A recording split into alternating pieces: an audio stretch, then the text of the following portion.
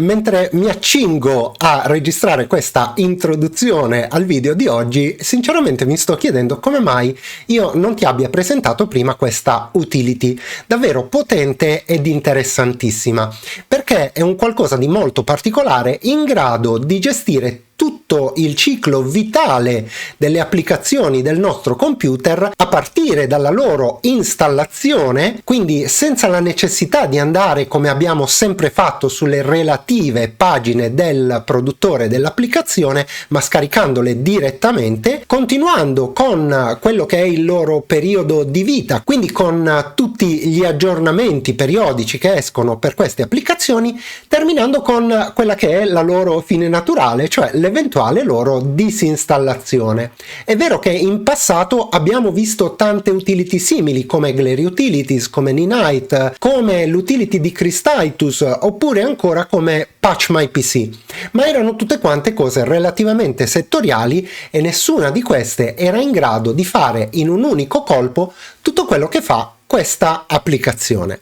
Si tratta di un'applicazione naturalmente gratuita, sviluppata da un programmatore indipendente, open source, quindi sappiamo esattamente che cosa va a fare sul nostro computer, che si serve da fonti ufficiali. L'idea di presentartela in realtà mi è venuta mentre stavo realizzando il video di sabato scorso, in cui mi sono reso conto quanto possa essere difficile per l'utente finale gestire il comando winget e ho presentato le varie opzioni che questo comando offre, ma rendendomi contemporaneamente conto che non era proprio agevolissimo usarlo. A darmi ulteriore conferma è stato il commento di un utente che mi ha detto: ma perché non utilizzi questa utility?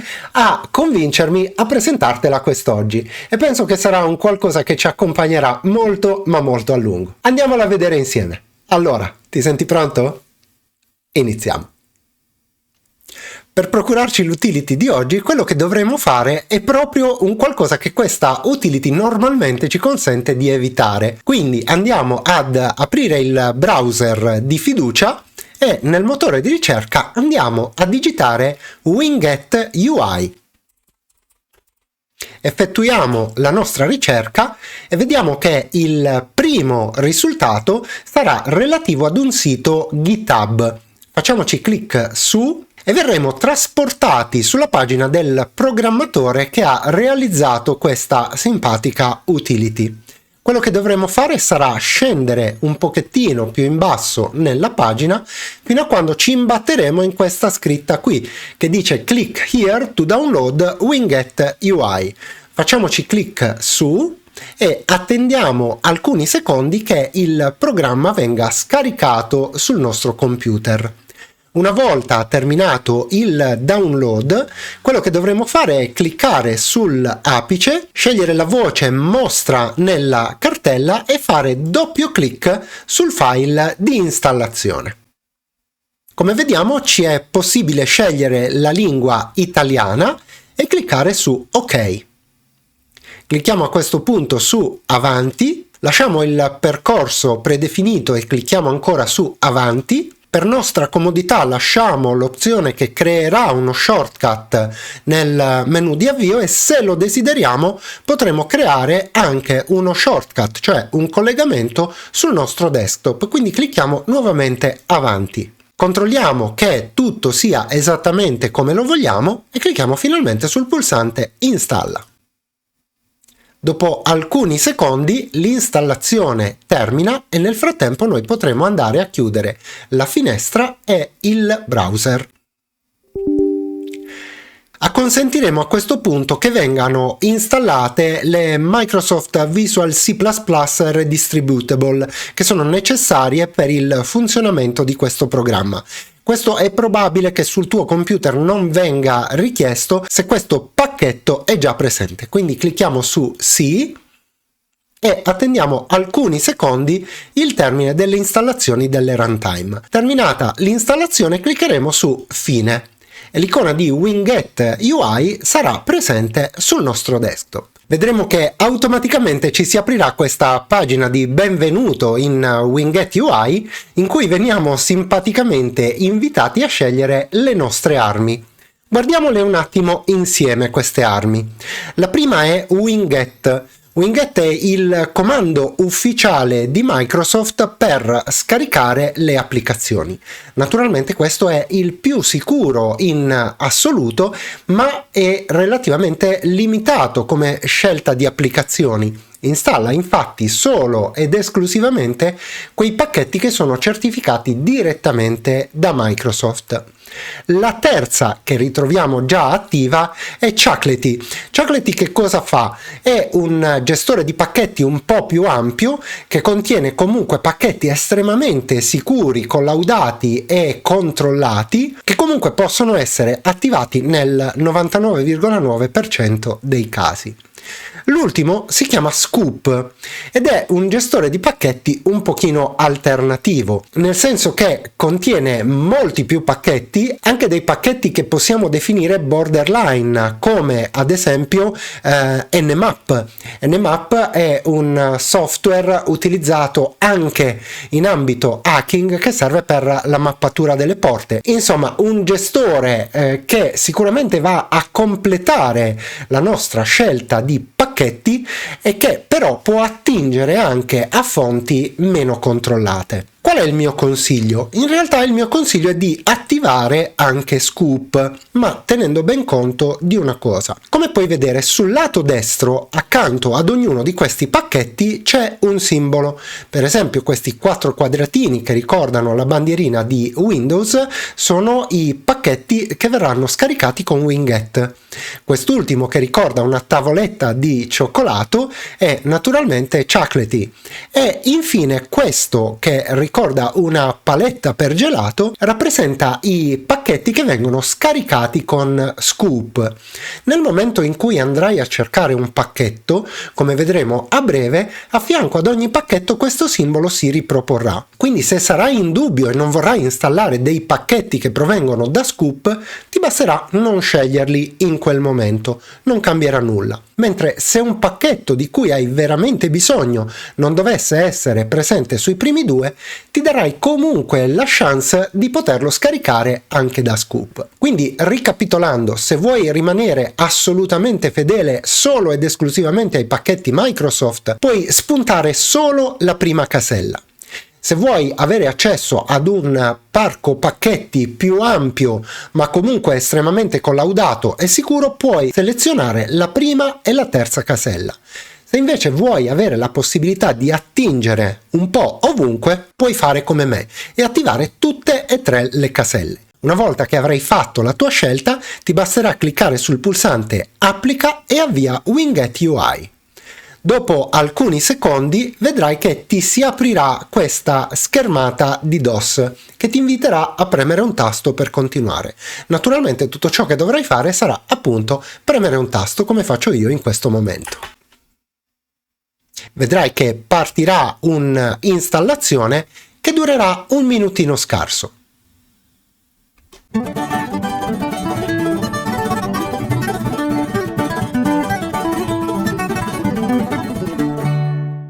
Ecco fatto, terminata questa fase verremo invitati nuovamente a premere un tasto per poter continuare.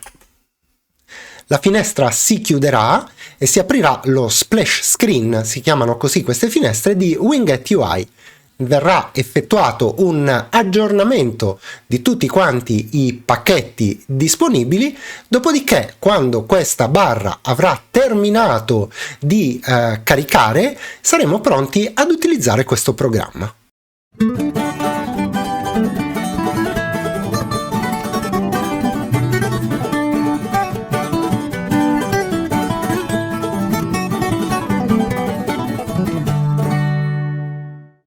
Ok, il caricamento è terminato e quello che è successo è che sono stati trovati tutti i pacchetti disponibili in queste 3 fonti che abbiamo selezionato all'inizio. Precisamente i pacchetti che possiamo gestire con questo sistema sono, tieniti forte, ben 13.228. Ma andiamo a vedere come funziona questa cosa. Quello che vediamo qui in alto è che abbiamo 3 sezioni. La prima si chiama Scopri pacchetti, la seconda aggiornamenti software e la terza si chiama pacchetti installati. Quando vorremmo installare un software, ad esempio abbiamo installato tante volte Rufus, quello che dovremo fare sarà andare in questa finestrella in alto dove c'è scritto cerca pacchetti e digitare il nome del programma che vogliamo installare nel nostro computer, ad esempio Rufus.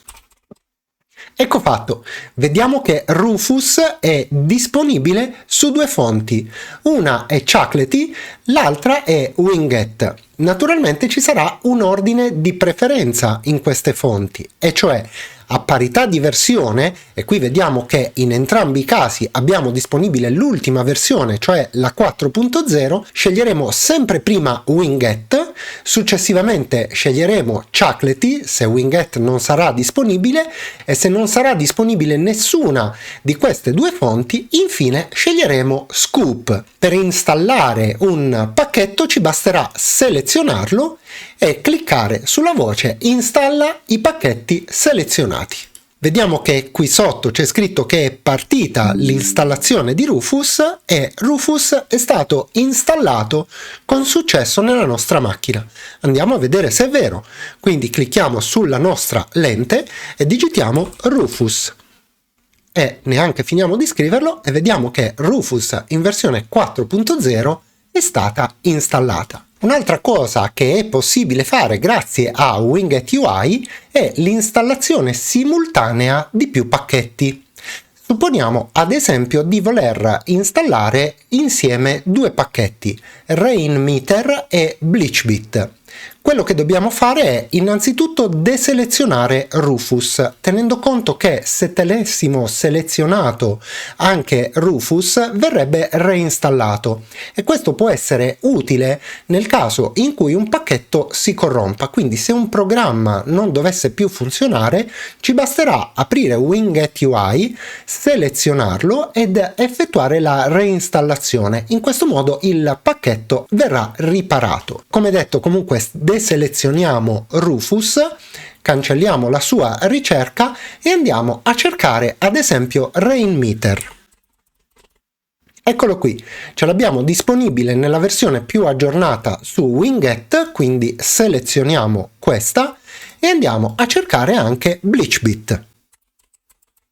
Eccolo qui, lo selezioniamo, vediamo che la versione più aggiornata si trova su Winget e a questo punto possiamo fare clic sul pulsante installa i pacchetti selezionati ed attendere il termine dell'installazione. Benissimo, per errore avevo lasciato selezionato anche Mozilla Firefox, che avevo guardato precedentemente per vedere che pacchetti erano disponibili, ma ben venga. Come possiamo vedere, a questo punto abbiamo Rainmeter, Mozilla Firefox e BleachBit direttamente installati sul nostro computer. Possiamo inoltre notare che i pacchetti che lo richiedono ritrovano direttamente il collegamento sul nostro desktop. E passiamo al discorso degli aggiornamenti. Per aggiornare i software sostanzialmente la meccanica è la stessa. Quello che dovremo fare è andare sulla sezione centrale, quella aggiornamenti software, dove verremo avvisati se saranno trovati aggiornamenti utili per il nostro computer. A questo punto purtroppo io in questo momento non ne ho, ma ci basterà selezionarli e cliccare sul pulsante aggiorna pacchetti selezionati. Una terza possibilità molto interessante che ci viene offerta da Winget UI è quella di gestire la disinstallazione completa dei pacchetti. Per farlo naturalmente ci dovremo spostare sulla terza sezione, quella che si chiama pacchetti installati, e supporremo a questo punto di voler disinstallare simultaneamente più pacchetti. Ad esempio potremo voler disinstallare BleachBit e Mozilla Firefox che abbiamo appena installato. Quindi andremo a selezionare BleachBit, scenderemo fino alla M e andremo a cercare Mozilla Firefox.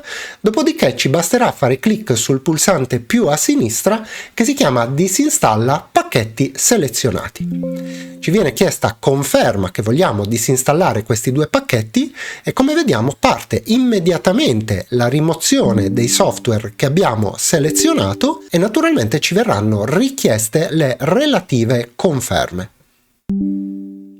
Ecco fatto.